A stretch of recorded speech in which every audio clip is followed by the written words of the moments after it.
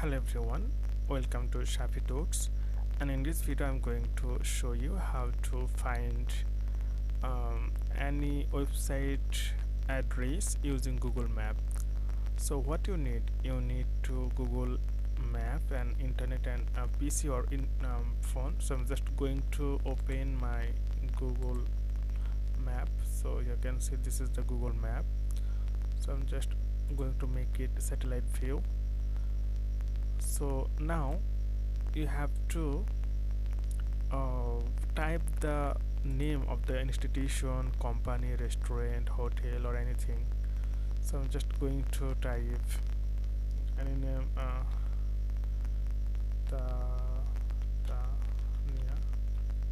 So I'm just type anything, okay, any word, and you can see that the near branch post office.